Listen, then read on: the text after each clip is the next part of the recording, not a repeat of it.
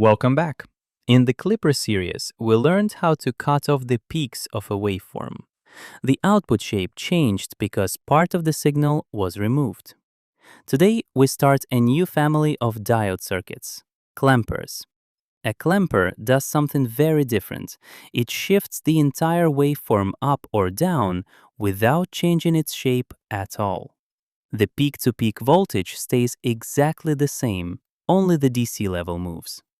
Think of it like an elevator. A clipper is a pair of scissors that cuts the top of a building. A clamper is an elevator that moves the entire building to a different floor. This is also called a DC restorer because it restores a known DC reference to an AC signal. Here is the basic clamper circuit. The input signal passes through a capacitor C in series. On the output side, a diode D connects from the output node down to ground. A load resistor R sits in parallel with the diode. The capacitor is the key element. It blocks DC but passes AC. During one half cycle, the diode conducts and the capacitor charges up to a specific voltage. During the other half cycle, the diode turns off and the capacitor holds its charge. That stored charge adds to the input signal, shifting the entire waveform. Let us trace through the charging process step by step with an ideal diode and a square wave input of +V to -V. In the first half cycle, the input is +V. The diode is forward biased and conducts. Current flows through the diode, charging the capacitor. The capacitor charges until its voltage equals V. While the diode is on, the output is clamped to 0 volts. In the second half cycle, the input drops to -V. Now the diode is reverse biased and turns off. No current flows, so the capacitor holds its charge at V. Apply Kirchhoff's voltage law around the loop. The output equals the input minus the capacitor voltage. That is -V minus V, which equals -2V.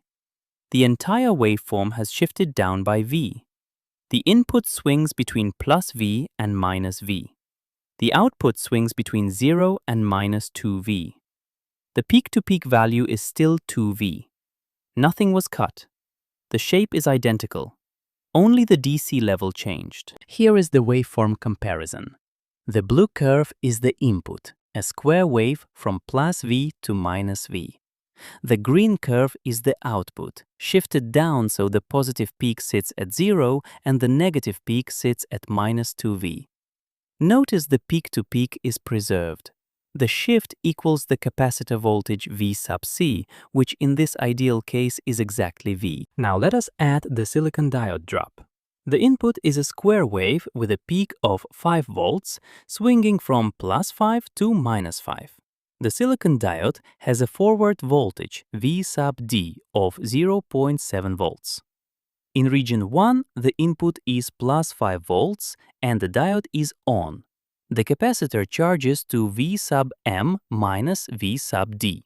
That is 5 minus 0.7, which equals 4.3 volts. The output during this phase is not 0. It equals the diode forward voltage, plus 0.7 volts. In region 2, the input drops to -5 volts and the diode turns off.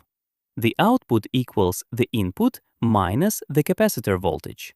That is -5 minus 4.3, which equals -9.3 volts. So the output swings from plus 0.7 volts to -9.3 volts. The peak-to-peak is 10 volts, exactly matching the input. What if we want to shift the waveform to a different level, not just down to 0? We add a DC voltage source V bias in series with the diode. This is called a biased clamper. The DC source moves the reference point. Instead of clamping the positive peak to 0, we clamp it to V bias. In the second example from our source material, a 10-volt peak square wave with a 5-volt bias produces an output that swings from plus 35 volts down to -5 volts. The bias source simply adds an offset to the clamped output level. The peak-to-peak remains unchanged. Let us review. A clamper uses a capacitor and a diode to shift the DC level of a waveform. The capacitor charges during the half cycle when the diode conducts. That stored voltage adds to the input during the off half cycle, creating the DC shift. With an ideal diode, the positive peak is clamped to 0. With silicon, the peak is clamped to V sub D, 0.7 volts. Adding a bias source shifts the clamp point to V bias. The key rule: peak to peak is always preserved, only the DC level changes. In the next lesson, we will work through more clamper variations with different diode orientations and bias directions.